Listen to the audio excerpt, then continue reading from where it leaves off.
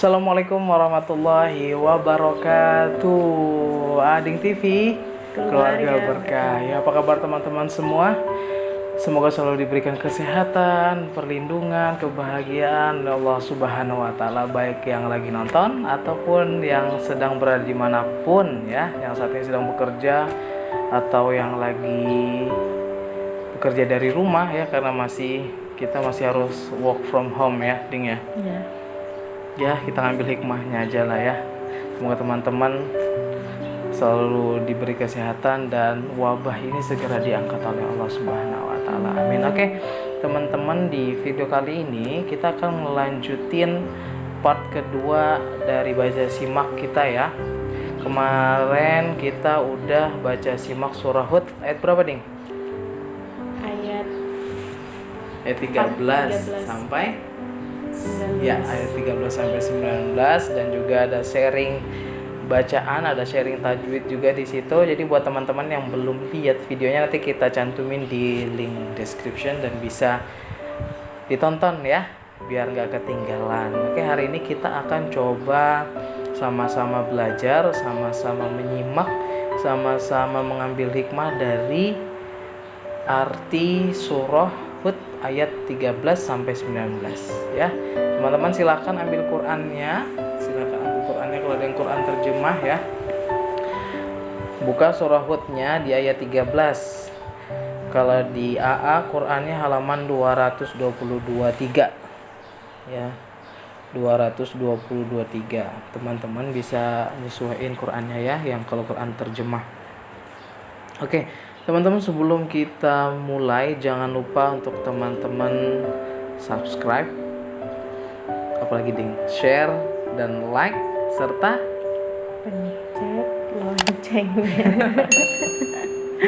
pencet tombol lonceng, jangan lupa, ya, biar kami tetap semangat bikin video dan video kita berkah. Amin. Dan kita semua menjadi keluarga yang berkah, ya. Gak cuma Ading, tapi buat keluarga-keluarga yang ada di Indonesia dan khususnya kaum muslimin, ya. Oke, sebelum kita mulai untuk menyimak dan memahami isi arti dari surah Hud ayat 13-19, marilah kita mulai kajian kita dengan membaca surah Al-Fatihah ala haziniyah wa ala kulli niyatin shalihah. Al-Fatihah. A'udzubillahi minasyaitonir rajim. Bismillahirrahmanirrahim. Alhamdulillahi rabbil alamin arrahmanir rahim maliki yaumiddin. Iyyaka na'budu wa iyyaka nasta'in. Shiratal ladzina an'amta 'alaihim ghairil maghdubi 'alaihim. Oke, bismillahirrahmanirrahim. Teman-teman bisa lihat Qur'annya. Surah Hud di ayat 13, artinya,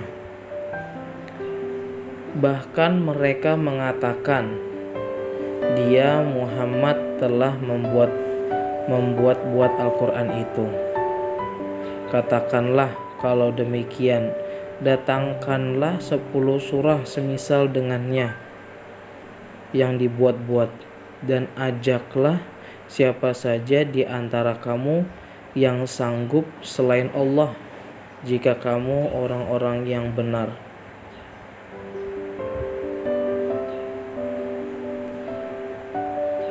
Oke, gimana, Ading, bisa dapat nggak yang bisa diambil dari situ, Ding?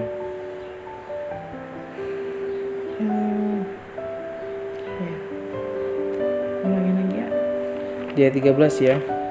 Sebentar, di ayat 13, bahkan mereka mengatakan dia ini maksudnya Nabi Muhammad, dia telah membuat Al-Quran itu.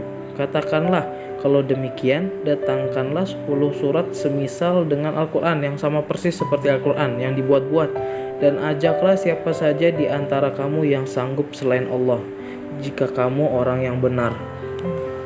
Gimana tuh, Dik? Ya, kasih penjelasan. Oke, sebenarnya mungkin ini sedang Allah alam, ya, kita nggak berani menduga-duga dan segala macam, tapi sepertinya ada kaum yang mengatakan bahwa Nabi Muhammad itu telah membuat Al-Quran itu. bahwa yang membuat itu Nabi Muhammad. Kemudian katakanlah kalau demikian, kalau memang seperti itu, datangkanlah 10 surat semisal dengannya. Kalau ada misalnya orang tadi ini mengatakan Nabi Muhammad membuat Al-Quran, jadi yang orang tadi ini disuruh untuk coba cari 10 surah yang seperti Al-Quran, ya kan, 10 surah seperti Al-Quran yang dibuat-buat nih, dan ajaklah siapa saja di antara kamu yang sanggup selain Allah. Mungkin dia kayak apa sih maksud dia mengatakan Nabi Muhammad tuh membuat itu ya, membuat Al-Quran, bahwa sebenarnya Al-Quran itu kan benar-benar Allah yang membuat, dan itu memang wahyunya Allah kepada Nabi Muhammad kan. Al-Quran itu termasuk wahyunya Nabi Muhammad, ya kan. Artinya semua itu Allah melalui Jibril diberikan Nabi Muhammad, turunlah ayat ini kan, seperti itu. Sebenarnya dari Allah yang membuat kan Allah. Jadi mungkin ada yang entah nggak percaya atau seperti apa, ya Allah alam, seperti itu teman-teman. Tapi kalau teman-teman bisa membantu kami untuk jelasin, tolong sertakan di komen ya teman-teman. Itu di ayat 13. Kemudian mungkin di ayat selanjutnya kita bisa agak dapat ya, yang di ayat 13. Kita lanjut dulu ke ayat 14. Maka jika mereka tidak memenuhi tantanganmu, maka katakanlah, ketahuilah bahwa Al-Quran itu diturunkan dengan ilmu Allah, dan bahwa tidak ada Tuhan selain Dia. Maka maukah kamu berserah diri masuk Islam? Nah, kelihatan kan? Benar, agak dapat gambarannya, bahwa ada seseorang yang bukan seorang muslim mengatakan bahwa Al-Quran itu dibuat-buat aja nih. Dia tidak percaya akan adanya wahyu yang diturunkan kepada Nabi Muhammad, yang salah satunya Al-Quran tersebut. Iya. Akhirnya di ayat 14 Allah mengatakan, maka jika mereka tidak memenuhi tantangan, kan tantangannya tadi disuruh coba datangkan 10 surah aja yang semisal dengan Al-Quran ini. Terus ajaklah siapa yang di antara kalian yang sanggup membuatnya selain Allah. Kan itu tantangannya. Kata Allah, maka jika mereka tidak memenuhi tantanganmu, maka katakanlah, ketahuilah bahwa Al-Quran itu diturunkan dengan ilmu Allah. Itu benar-benar dengan ilmu Allah sebagai wahyu untuk Nabi Muhammad kan. Dan bahwa tidak ada Tuhan selain Dia, maka maukah kamu berserah diri untuk masuk Islam? Allah mengajak karena mungkin dia tidak, kalau memang kamu nggak bisa melaksanakan tantangan itu, masuk Islam. Ya seperti itu ya gambarannya Ding ya, ya kan ya, tentang Al-Quran nih. Lanjut ya di ayat 15. Barang siapa menghendaki kehidupan dunia dan perhiasannya, pasti kami berikan balasan penuh atas pekerjaan mereka di dunia dengan sempurna, dan mereka di dunia tidak akan dirugikan. Barang siapa menghendaki kehidupan dunia dan perhiasannya, pasti kami berikan balasan penuh atas pekerjaan mereka di dunia dengan sempurna. Dapat nggak Ding? Apa Ding? Coba jelasin Ding. Di situ Pak, lo bacakan. Barang siapa menghendaki kehidupan dunia dan perhiasannya, pasti kami berikan penuh atas pekerjaan mereka di dunia. Iya, intinya kita siapapun pasti mau kehidupan di dunia itu baik dan serba berkecukupan ya. Dan kata Allah, siapa yang di situ kelihatan bahwa siapa yang berusaha keras berusaha, kemudian tidak hanya berusaha tapi juga berdoa, berikhtiar, kemudian bertawakal kepada Allah, pasti tentu saja Allah bakal kasihkan apa yang kita mau ya.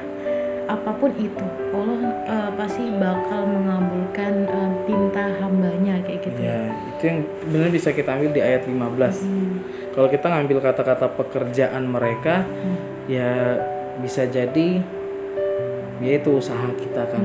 Oke. Itu di ayat 15 teman-teman ya. Kita coba buka di ayat 16 ada apa. Itulah orang-orang yang tidak memperoleh sesuatu di akhirat kecuali neraka. Dan sia-sialah di sana apa yang telah mereka usahakan di dunia, dan terhapuslah apa yang telah mereka kerjakan. Ternyata jawabannya di ayat 16 nih. Benar sih, memang Allah suatu kaum suatu kaum gimana tuh ayat artinya? Allah akan mengangkat derajat suatu kaum tergantung usahanya. Kan seperti itu tuh benar. Itu ada benarnya di ayat 15. Kalau kita ngartikan di ayat 15 aja benar sih sebenarnya ding ya. Ada pernah dengar sih bahwa Allah itu tidak akan merubah nasib suatu kaum kecuali kaum itu yang berusaha merubah nasibnya sendiri ya kan. Iya benar. Itu ayat 15, tapi ternyata jawabannya di ayat 16 ini. Itulah orang-orang yang tidak memperoleh sesuatu di akhirat kecuali neraka. Kenapa ya ding? Ayat 16 itu jawabannya. Dan sia-sialah di sana apa yang telah mereka usahakan di dunia, dan terhapuslah apa yang telah mereka kerjakan. Ini itu kalau gambaran AA adalah orang yang nggak balance antara dunia dan akhirat gitu loh. Itu kadang apa sih istilahnya tuh, orang yang kita kerja gini terus rezeki enak segala macam, istidraj ya, pokoknya kerja aja kita, dunia aja segala macam tuh Allah mudahkan aja segala macam, tapi pas di akhiratnya entar sakitnya di situ, karena kita udah lalai sama apa yang harus kita siapkan buat akhirat kita. Itu berarti Allah sudah masa bodoh ya sama kita ya. Berarti kan kita sadar kita nggak pernah ngelakuin ibadah, maksudnya ibadah bukan nggak pernah ngelakuin ibadah kita kurang gitu, amal kita kurang, tapi Allah tuh selalu ngasih gitu loh, rezeki kita tuh lancar aja, usaha lancar, kemudian kita bisa beli ini, bisa beli itu, kemudian harta berkecukupan, harta bergelimangan lah pokoknya. Bukan hanya sholat, mungkin amal-amal yang lain atau bersedekah pun tidak atau apa, dan itu bukan berarti Allah itu sayang sama kita. Justru dari situ Allah mungkin sudah terlihat, sudah nampak masa bodoh sama kita, karena ya Allah udah nggak mau tahu lagi, sudah kayak gitu ya. Ibaratnya nih Allah masih sayang sama kita, pasti Allah ngasih teguran ke kita, mungkin di tengah-tengah usaha kita hancur atau usaha kita merosot gitu penghasilannya, di situ Allah negur kita, Allah ngasih hidayah ke kita bahwasanya ini loh, kita juga harus beribadah kepada Allah, harus melakukan banyak-banyak amal soleh ketika memang ya di situ ujian kita, ketika kita mempunyai harta yang banyak, di situ ujian kita sebenarnya. Ini kata Allah, ini bakalan jadi amal, ladang amal kamu nggak ketika harta kamu banyak gitu ya. Oke. Benar. Ternyata di situ jawabannya 16 ya. Dan apa yang telah mereka usahakan di dunia sia-sia, dan terhapuslah apa yang telah mereka kerjakan. Nauzubillah min dzalik ya. Luar biasa teman-teman, ini baru ayat 13 sampai 16. Luar biasa sekali. Bahwa hikmahnya yang kita ambil dulu nih ya di ayat 13-16, belajarlah untuk balance ya antara dunia dan akhirat. Bahkan Allah tuh nyuruh akhirat aja, dunia pasti ngikut kan. Ya ibadah lah, ini segala macam hal-hal kebajikan, amal-amal soleh dilakuin meskipun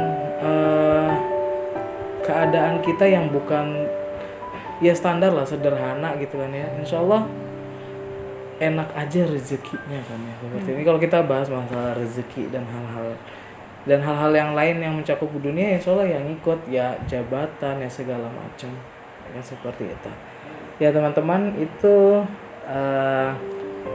arti dari ayat 13-16. Ayat 17-19 nanti kita lanjut di video selanjutnya. Teman-teman jangan lupa untuk selalu support kami. Semoga video ini berkah ya, kita jadi keluarga berkah dan kita bisa mengambil pelajaran dari ayat-ayat Al-Quran ya. Allahumma arhamna bil Quran. Shadaqallahul azim. Jangan lupa teman-teman untuk subscribe, share dan like video kami, dan jangan lupa apa nih? Pencet tombol lonceng. Iya, pencet tombol loncengnya. Oke, terima kasih teman-teman. Sampai jumpa di video selanjutnya. Tetap di Ading TV, keluarga berkah. Wassalamualaikum warahmatullahi wabarakatuh.